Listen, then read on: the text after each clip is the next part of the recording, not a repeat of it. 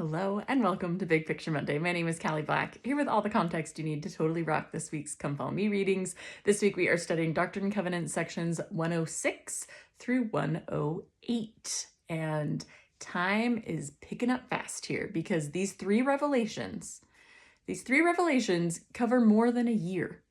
They go from November 1834 to December 1835. So there is a lot of church history and things that are happening that are not very detailed in the Doctrine and Covenants. But as we go through these revelations, I'll help you piece together the parts that you do need to know about to make these revelations a little more relevant, and you can feel more confident as you study the scriptures. By the way, my fourth quarter Big Picture Little Picture study guide is available now as a digital download on my website, or you can get it from Amazon. Those links are both on my website, or the link in my bio on Instagram, or the comments if you're watching this on YouTube. So grab that. You'll need that 1 week from today as we start the fourth quarter, which goes through so much of church history. Like, we start with the Kirtland Temple dedication and we end with the family of proclamation to the world. There's, in the span of 3 months, we're covering lots of history. So I'd love to help walk you through that. My study guides give you all that context each week, plus tons more questions to help you apply it to your lives, help with themes if you're a teacher, maps, descriptions of who people are, quick reference guide. It's so much good stuff that I pack in there. Grab that now so you have it ready for 1 week from today. Okay, let's start with sections 106 through 108. Let's start by talking about Warren Cowry. As you might guess, you are correct. He is related to Oliver Cowdery. Warren is Oliver Cowdery's older brother, and Warren Cowdery lived in Freedom, New York.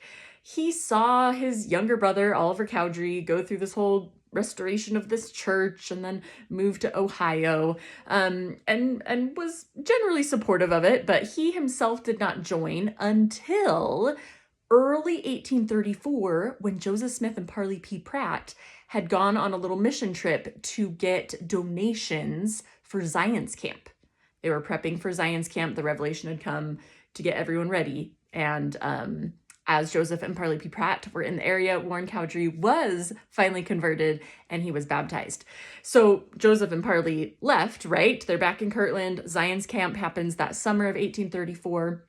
And as the fall months go on, Warren Cowdery is like, hey, I'm like worshiping here at church, and this branch of saints here in the Freedom, New York area is growing pretty fast. And we need someone in charge. Like, we need a high priest. We need someone who can instruct us better and has higher priesthood authority. And so he writes a letter in November 1834 to his brother, Oliver, that basically says, hey, can you talk to your friend, the prophet, and tell him that he needs to send a high priest out here, because we need someone who knows more than what we do. We need someone in charge, right? And in one of my favorite revelations that I just have to laugh, because this is how the Lord does stuff, you guys, and it's crazy and I love it. In section 106, Joseph receives a revelation in Kirtland, Ohio, that calls Warren Cowdery to be a high priest.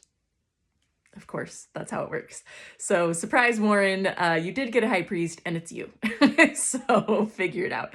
But I love it. Warren accepted this calling. He was ordained to be a high priest, and he served faithfully in his little congregation in Freedom for over a year before he and his family decided to move to Kirtland to join the rest of the saints. So, love that little story about Warren Cowdery, and boy, do I feel like I can relate to it as well.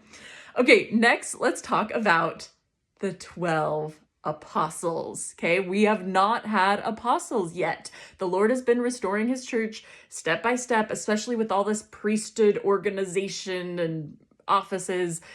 It's pretty complicated, right? And so the Lord clearly has been revealing step by step. But finally, in February of 1835, so a few months after Warren's revelation, in February, that is when the Quorum of the 12 Apostles is formed, sustained.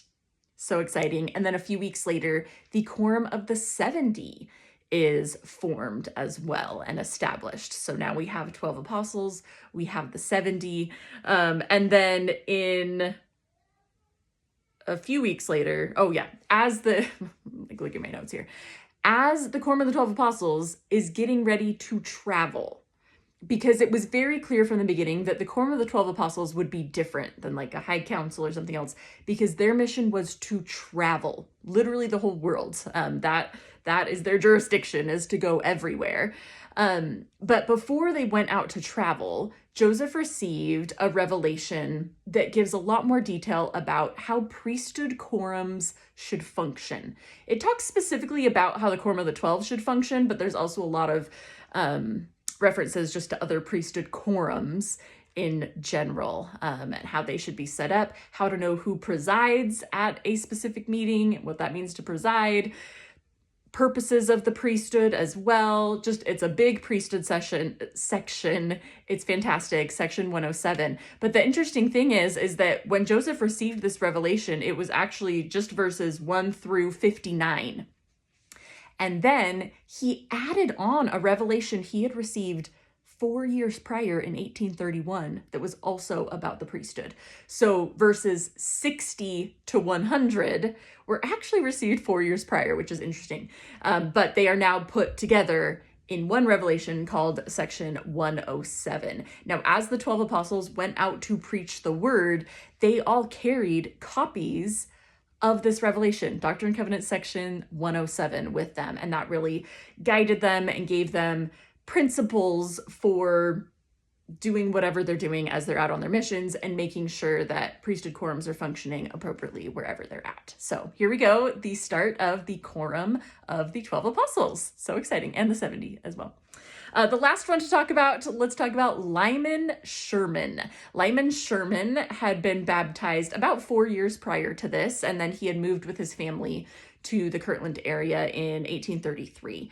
And when the Quorum of the 70 was formed, Lyman was called as one of the presidents of the 70. There are 7 presidents of the 70. So he's in the presidency of the 70, and he goes to Joseph Smith here in December of 1835, and he asks Joseph for some reassurance. Is he doing what's right? What is his standing before the Lord? What should he be doing as a president of the 70? Like, what does that actually mean? And the answer that Joseph received is known as section 108. So that's what we will study. You'll see that Lyman is praised by the Lord for his good efforts and his good heart as well. And Lyman is told that he can go abroad and preach the gospel, but the Lord wants him to wait until after the Kirtland Temple is dedicated, which this revelation is being received in December 1835. The temple is going to be dedicated in March of 1836, so just a few months away. Almost done. In fact, the building was pretty much done at that point. They didn't dedicate it for a few months after the building itself was complete. But Lyman is told, you're doing great, you can serve a mission, just wait till after the Kirtland Temple is dedicated. One thing I want to add in here that also happens is that in 1835, the first edition of the Doctrine and Covenants is published, which is a pretty big deal because that's the book we're reading. And this is the week that we cover these revelations where in between it was published. When the first edition was published in 1835, there were 103 sections in the Doctrine and Covenants. So what we're reading from now on is not included in this original Doctrine and Covenants. For your information, the next edition of the Doctrine and Covenants will come out in 1844, 9 years later. Actually, it came out right after Joseph and Hiram were martyred in Carthage jail. It was all ready to go before the martyrdom, and then after the martyrdom, they just added one more thing in and then published it. So 9 more years till the next edition, but just kind of interesting to note that Doctrine and Covenants was published, and these are not in the original version. Kind of interesting. All right, it's now your turn. Dive into these 3 revelations, see what you learn about fulfilling callings, where we stand, right? Priesthood, big revelation on the priesthood, and then also the Lord's sweet instructions to Lyman Sherman. I think my personal focus for this question, focus question for this week is, I love the direction to the Lord, from the Lord to the Quorum of the 12 Apostles about how to make decisions. Because I think it's interesting, he says that they need to make unanimous decisions. This is a pattern that has been set up from the beginning with the Quorum of the 12 Apostles. And I don't know about you, but if you ever try and make a decision with like more than 3 people, it's hard. And especially the types of decisions that the Quorum of the 12 Apostles had to make and continues to have to make, right? They're not small scale decisions. They're usually big, serious decisions. And the amount of opinions or insight that people might have. So I just want to reflect on why the Lord wants unanimous decisions and not majority rules decisions in the way that his church functions, and maybe how I can learn about how the Spirit works on each of us and recognize that if the Quorum of the 12 Apostles has to take a long time to come to a decision, that means they started with different opinions. Having different opinions is not bad. And it also means that sometimes my opinion is going to be wrong in the sense of that's not God's will. And I need to come to terms with that sometimes, that my opinion, my first thought, my first opinion might be not what the Lord has in mind. But as we counsel together, that's the beauty of counsels, but it's also the hardest part of them, is that as we work together with humble hearts and we take time, eventually the Lord expects us to all get on the same page. He knows we can if we're all willing to put in that work. I just think that is like such a cool concept. So I want to just think about that a little bit more this week. All right, have a great week this week and happy studying.